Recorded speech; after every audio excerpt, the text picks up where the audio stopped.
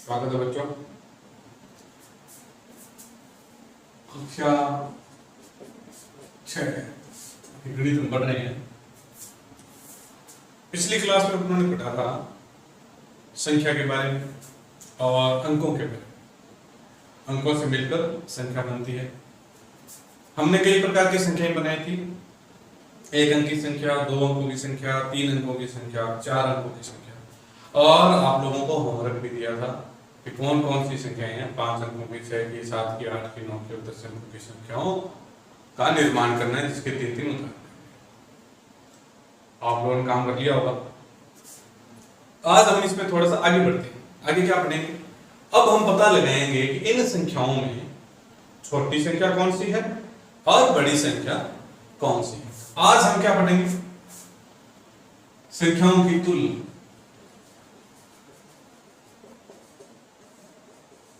संख्याओं की तुलना, छोटी बड़ी, छोटी संख्या कौन सी है, बड़ी संख्या कौन सी है। जैसे सबसे पहला नियम बड़ा ही साधारण सा है।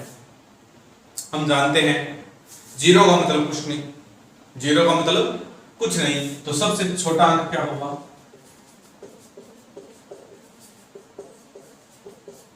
सबसे छोटा अंक जिसका मतलब कुछ नहीं, मतलब जीरो।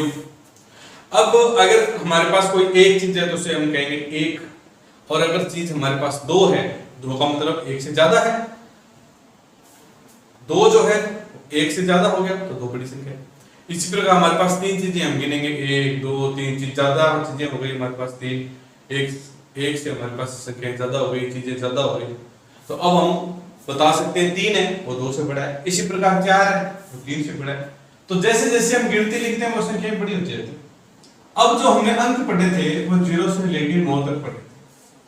अंक पढ़े थे 0 से लेके 9 तक। तो सबसे बड़ा अंक, सबसे बड़ा अंक, सबसे बड़ा अंक, सबसे छोटा अंक 0। तो ये चीज हमें पता होनी चाहिए। सबसे पहली बात है अंकों में सबसे छोटा कौन है और अंकों में सबसे बड़ा। अंकों में 0 के बाद में आता है 1, फिर 2, फिर 3, 4, 5, 6, 7, 8 और 9, और ये इसी क्रम में बड़े होते जाते हैं। 0 से बड़ा है 1, 1 से बड़ा है 2, 2 से बड़ा है 3, 3 से बड़ा है 4, 4 से बड़ा है 5, 5 से बड़ा है 6, 6 से बड़ा है 7, 7 से बड़ा है 8 और 8 से बड़ा है 9। क्यों है?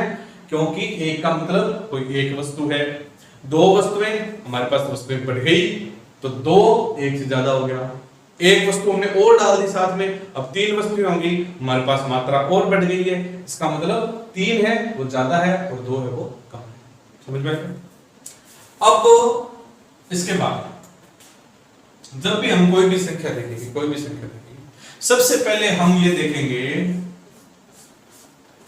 कि संख्या में अंक कितने हैं। किसी भी संख्या में अंक कितने हैं। अंक कितने हैं का मतलब, अगर संख्या के अंदर अंक ज्यादा है तो संख्या बड़ी है, अगर अंक कम है तो संख्या छोटी है। जैसे ज्यादा अंक मतलब बड़ी संख्या, ज्यादा अंक मतलब बड़ी संख्या। जैसे उदाहरण, एक संख्या है 5 और एक संख्या है 15। इसमें कितने अंक हैं? 1 अंक है। इसमें कितने अंक हैं? 2 अंक है। तो यह संख्या बड़ी है और यह संख्या छोटी है। सिर्फ अंकों को देखकर हमें पता लग जाता है कि संख्या बड़ी है या संख्या छोटी है, सिर्फ अंकों की संख्या से। तो देखो हम कितने सारे हमारे काम आ रहे हैं। अगर हमें पता है कि कितने अंकों की संख्या है तो हम छोटी संख्या और बड़ी संख्या देखते ही बता सकते हैं, सिर्फ अंकों को। हमें नहीं पता संख्या को क्या बोलेंगे, पर हम संख्या दो संख्याओं में से ये बता सकते हैं कौन सी संख्या छोटी है और कौन सी संख्या बड़ी है। अब समस्या कब आती है? जब अंक समान, जब अंक समान संख्या में, मतलब जैसे 3 अंकों की संख्या है 4, 5, 6 और 3 अंकों की संख्या है 7, 8। अब क्या किया जाए? यहां भी 3 अंक हैं और यहां भी 3 अंक है। दो संख्याएं हमें दे दी गई है, दोनों ही संख्याओं में बराबर अंक है। यहां भी 3 अंक है और यहां भी 3 अंक है। ऐसी परिस्थिति में हमें क्या करना है? हम सबसे पहले जो अंक लिखा होगा, सबसे पहला जो अंक होगा, सबसे पहला अंक, सबसे पहला अंक कौन सा? सबसे पहला, सिर्फ हम इसे देखेंगे। हम देखेंगे इन दोनों में बड़ा कौन है, इन दोनों में बड़ा कौन है। सबसे पहला अंक जो बड़ा है वही संख्या बड़ी है। जैसे यहां 456 और 789 है, इन दोनों संख्याओं में पहला यहां है 4 और यहां है 7, ये संख्या बड़ी संख्या है। तो इसका मतलब ये पूरी की पूरी संख्या एक बड़ी संख्या होगी। और ये नियम हमारे बहुत काम की चीज है। क्यों? क्योंकि इसके बाद यही नियम निरंतर लगता रहेगा। निरंतर कैसे लगेगा? कि जब भी अंक समान हो जाएं और समान अंकों में भी और अंक समान हो जाएं। किस प्रकार? अच्छे से देखो, किस प्रकार अंक समान हो जाएं।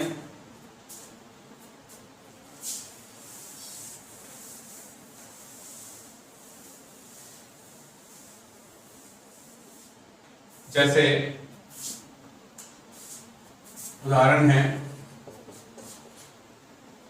5, 4, 3, 2, 1 और दूसरी संख्या है 5, 4, 3, 1। वे दो अलग अलग संख्याएं हैं। तो सबसे पहला नियम हमारा कहता है कि अंकों को गिनो। अंकों में अगर कोई संख्या जिसमें अंक ज्यादा है वो संख्या बड़ी होगी, परंतु यहाँ अंक गिनते हैं 1, 2, 3, 4, 5। यहाँ भी 5 अंक हैं, 1, 2, 3, 4, 5। यहाँ भी 5 अंक है। पहला नियम खत्म हो जाता। फिर हम इस नियम पर आते हैं कि जब अंक समान हो, यहाँ भी 5 अंक हैं, यहाँ भी 5 अंक हैं, तो हम सबसे पहला अंक देखते हैं। हम सबसे पहला अंक देख रहे हैं, यहाँ भी 5 और यहाँ भी समान। तो क्या करें? दूसरा अंक देखें। क्या करेंगे? दूसरा अंक देखें। दूसरा अंक यहां भी 4 और यहां भी 4, ये भी समान। यहां भी हमें पता नहीं चला कि संख्याओं में कौन बड़ा है। फिर हम क्या करेंगे? तीसरा अंक देखेंगे। तीसरा अंक भी समान, तो हमें नहीं पता चल रहा कि कौन सी संख्या बड़ी होगी। फिर हम इसके आगे का अंक देखेंगे, चौथा अंक। चौथे अंक से हमें पता चला है, क्या पता चला है? इधर 2 है और इधर 1 है। ये अंक बड़ा है और ये अंक छोटा है। मतलब इस अंक वाली संख्या 5, 4, 3, 2, 1 ये संख्या बड़ी संख्या है और 5, 4, 3, 1, 2 ये संख्या छोटी संख्या है। इस प्रकार हम किसी भी संख्या की तुलना दूसरी संख्या से कर सकते हैं। जैसे भी हमें संख्याएं दी जाती है, चाहे हमें कितनी भी संख्याएं दी जाए, हम संख्याओं का पता लगा सकते हैं कि उन सभी संख्याओं में कौन सी संख्या बड़ी है और कौन सी संख्या छोटी है। अब आप लोगों को क्या करना है? आप लोगों को अपने घर जाके जिन संख्याओं को लिखा था एक अंक की सबसे बड़ी और सबसे छोटी संख्या ज्ञात करनी है, लिखनी है। और ये केवल एक अंक के लिए नहीं, एक अंक के लिए दो संख्याएं, सबसे छोटी कौन सी है, सबसे बड़ी कौन सी है, फिर दो अंकों के लिए सबसे छोटी संख्या कौन सी है, सबसे बड़ी संख्या कौन सी है, फिर तीन अंकों के लिए सबसे छोटी संख्या कौन सी है और सबसे बड़ी संख्या कौन सी है। इस प्रकार कुल 5 अंकों तक हमें पढ़ना है। 5 अंकों की संख्याओं तक सबसे छोटी संख्या और सबसे बड़ी संख्या का पता लगाना है। इस अध्याय को देखने के बाद, इस वीडियो को देखने के बाद आप लोग अपनी किताब के प्रश्नों को भी हल कर सकते हैं, उसके उदाहरण कर सकते हैं। उनके जो भी प्रश्न किताब में दिए हुए हैं संख्या से, जहां संख्याओं की तुलना दी गई है, छोटा कौन है बड़ा कौन, छोटा कौन है बड़ा कौन है, ऐसे सारे सवालों को कर सकते हैं। तो ये सारा काम करें। नहीं समझ में आए बार बार वीडियो को देखें, फिर भी नहीं समझ में आए तो मुझसे समझ